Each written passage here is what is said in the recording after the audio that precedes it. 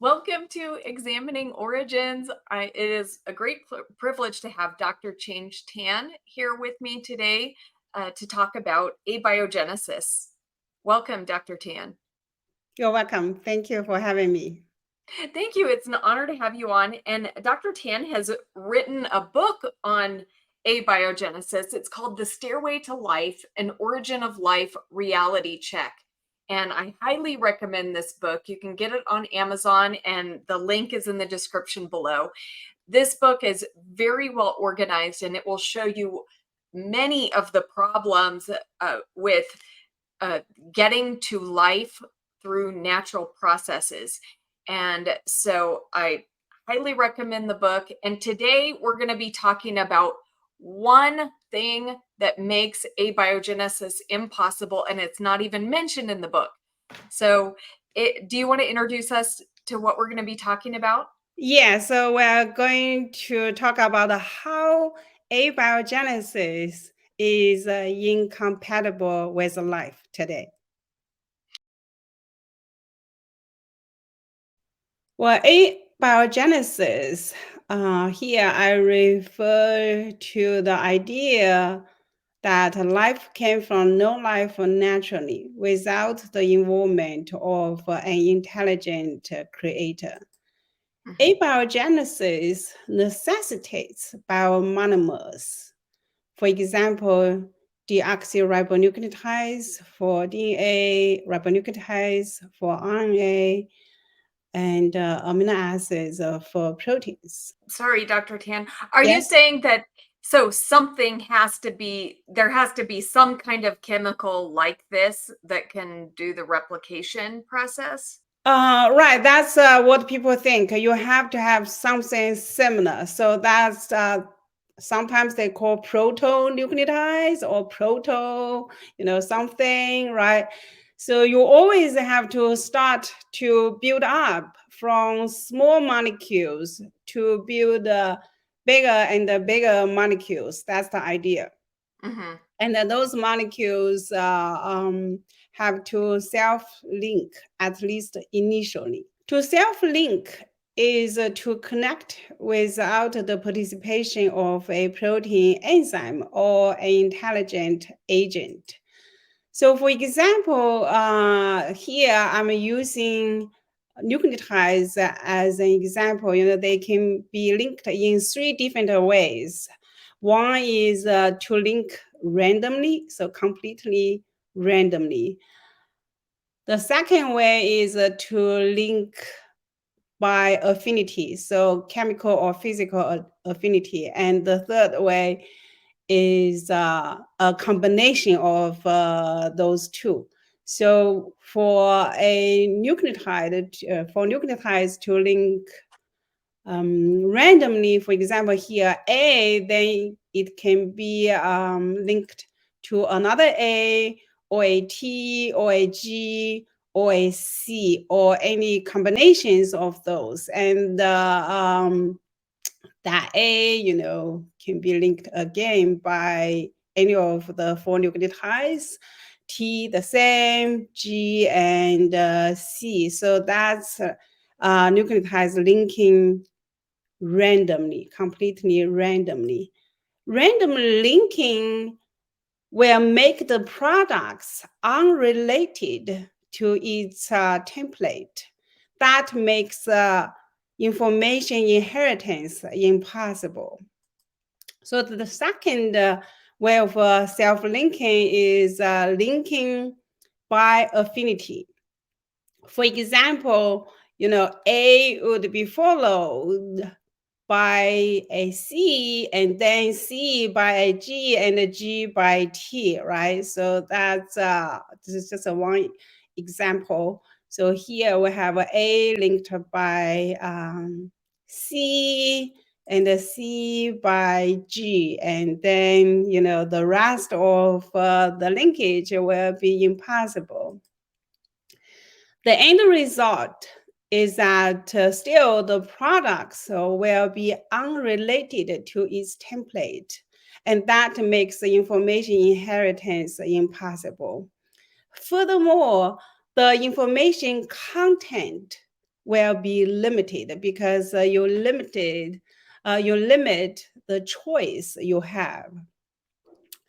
The third way of self-linking is a combination of complete random and affinity. So I call it semi-randomly. So it's a combination of complete randomness and linking by affinity. For example, here the A prefers to link with A and G, but not T and C.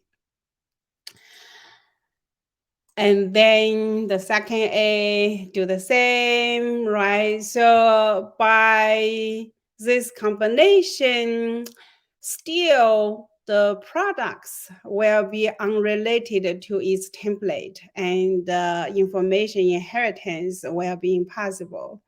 Furthermore, again, the information content will be limited. So abiogenesis and life are incompatible. That is because abiogenesis depends on biomonomers or similar molecules, for example, proto something, to self-link, but the self-linking destroys life. In detail, is abiogenesis necessitates biomonomers to self-link, but self-linking is incompatible with the genetic information inheritance, coding and decoding. That is DNA replication, gene transcription, and translation. Therefore, it is incompatible with the life of organisms that we know of. Okay, This- wait. I don't yes. understand this at all. Okay, let me ask. So how do the nucleotides link right now? Do they always use a protein to link them right now? Is that they have an enzyme to link them? Yes, right. So right now, nucleotides, either ribonucleotides or deoxyribonucleotides or amino acids, they do not self-link. So Okay. inside our cells, they needed to be activated and they needed to be joined together with enzymes. Okay. But now, since we're talking about, we assume for a minute that life was able to come about by natural processes, even enzymes coming together. Mm-hmm. So then where's the part, like, wouldn't they already be having an enzyme to link them together? Well, so you needed to have an origin of that enzyme itself, Right. right? The enzyme would be a polymer of a certain or of some kind. Hmm. And the formation of that polymer would depend on self-linking. Hmm. We have to assume that chemistry has not changed. Hmm. Otherwise, there's no way where, whatever we're studying now would have no relationship with whatever happened before if chemistry laws and the physical laws have changed. Hmm. So we have to assume that, if A and B self-link before, they have to self-link now. So if they can do that before, if they could do that before, then they should be able to do that now. So if nucleotides used to, be able to self-link, then they should be able to self-link now. Hmm. I see. Okay. And so they're not self-linking now. Right. And if they were self-linking before, the only options are they self-link randomly, or they self-link by affinity, or they self-link in a combination of those two, but none of those produce a repeatable thing that will pass on to the next generation. Right. And Okay. I will further explain that. Okay. So self-linking will make DNA replication impossible. Right here is a simple schematic view of a DNA replication. So this is a process by which two copies of genomic DNA are made from one copy. This DNA replication is not merely synthesizing DNA using deoxyribonucleotides, but to synthesize DNA using a parental DNA as a template, generating a daughter strand of DNA whose sequence is determined by the sequence of the template. Mm-hmm. So basically, accurate DNA replication requires its composition deoxyribonucleotides to be free and to be not free simultaneously. Free in the sense that a nucleotide, A or T or G or C, can be followed by the same nucleotide or any other nucleotides or any combination of nucleotides. Not free in the sense that the sequence of the daughter DNA must follow the sequence of the parental DNA. Mm-hmm. In that way, product sequence will be reverse and complementary to that of its template, and sequence information can be inherited. So for example, here, we have a double-stranded DNA and one strand, actually both strands can be a template. If we look at the bottom string as a template to build up the top string, that would, require an A followed by a G and then a T, and the rest of the linkage are not allowed. So we only have one choice, and the product sequence would be complementary to that of the template sequence. Does it make sense? No, not to me, but that's because I'm not professional in this. This is going to be very good for people who actually understand DNA. But it depends do you want to explain it more for my level, or do you want to just make this for those who know biology very well? I think the important message is that the product sequence, so making DNA replication is make a copy of DNA, right? Mm-hmm. So your copy needed to faithfully reflect your original template. Okay. Mm-hmm. If if you cannot do that, then the information inheritance is impossible, right? You want to have accurate duplication of your template. It's like you're copying something. When you make a copy, you want to make the copy as accurate as possible. The function of DNA replication requires deoxyribonucleotides not to link themselves together, right?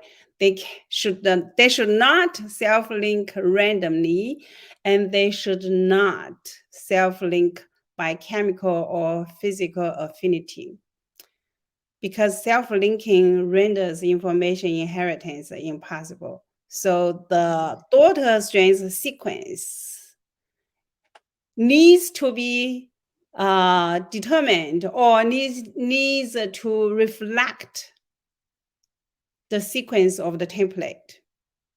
Mm-hmm. The second,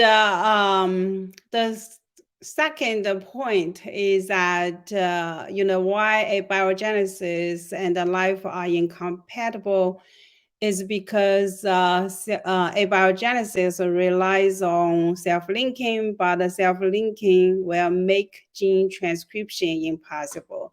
So gene transcription is using a DNA template to make copies of RNA. Here, I have on the left DNA, either of those DNA strains. So either the top strain or the bottom strain can be used as a template, depending on the orientation of the gene, right?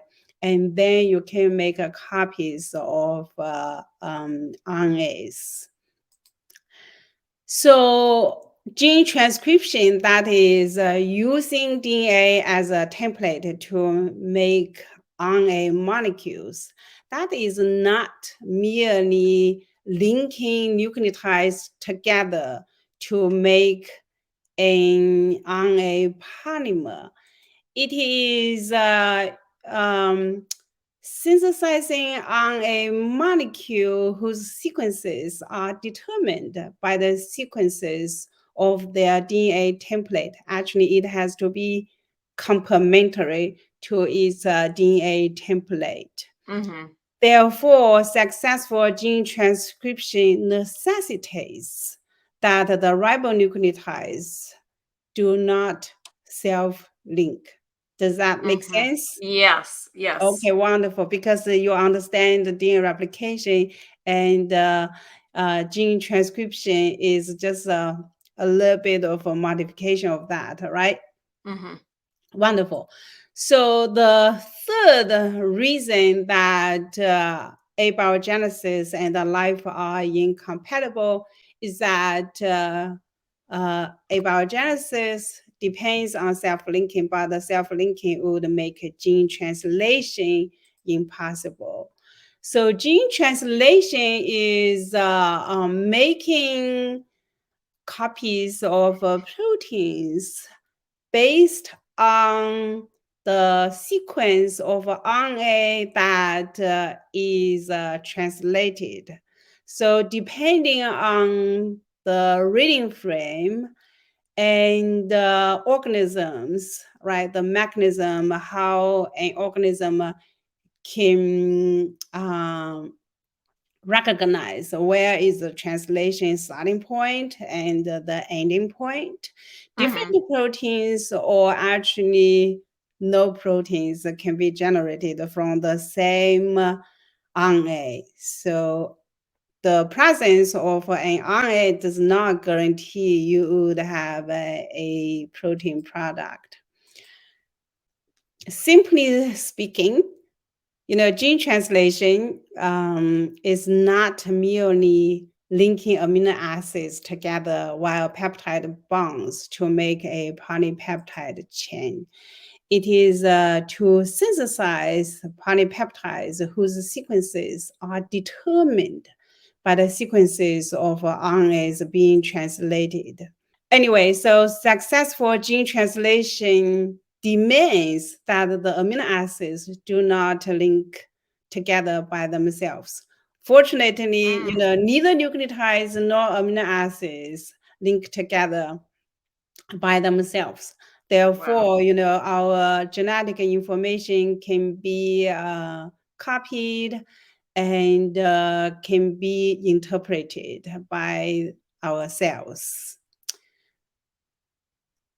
Right now, all the organism we know of on Earth depends on DNA replication, gene transcription, and gene translation. That's the process I call genetic information coding and decoding, right? That's important. That's essential for the survival and propagation of all organisms we know of. But self-linking destroys the DNA replication, gene transcription, and gene translation. Therefore, self-linking destroys life. In other words, abiogenesis and the life are incompatible because abiogenesis depends on biomonomers or similar molecules. For example, proto-biomonomers to self-link, right? But self-linking destroys life. I Yeah. see. So for it to happen by natural processes without an enzyme, they have to self-link. But they Right. can't self-link because the process will never get going if they self-link, because there's no self-linking destroys the pathway for inheritance. Right. So we can conclude. Do you agree that abiogenesis self-destructs now? Looks like it, yes. Thank you so much, Dr. Tan. That was a great presentation. And that's just one of the many problems with abiogenesis. If you want to read about some of the other problems with abiogenesis, please get The Stairway to Life. The link is in the description of this video, and you can get it on Amazon. It's a great book by Dr. Change Tan and Dr. Rob Stadler. Thanks for watching, and thanks again, Dr. Tan. It's an honor. Thank you for having me.